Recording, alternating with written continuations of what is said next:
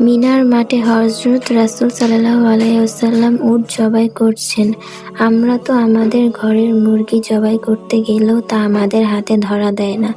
আমাদের পালিত ছাগল যখন আমরা ধরতে যাই তখন সে চিৎকার করে থাকে। অথচ হযরত রাসূল সাল্লাল্লাহু আলাইহি ওয়াসাল্লামের জীবনী পড়ুন। ১০০ উট, কিছু ইয়ামান থেকে এসেছে, কিছু কেনা হয়েছে আশপাশ থেকে। উটগুলো হযরত রাসূল সাল্লাল্লাহু আলাইহি ওয়াসাল্লামের সামনে হাজির করা হলো কোরবানির উদ্দেশ্যে। ৫টি করে উট সামনে এসে দাঁড়াত। একটি একটি করে হযরত রাসূল সাল্লাল্লাহু আলাইহি ওয়াসাল্লামের সামনে এনে হাজির করা হতো।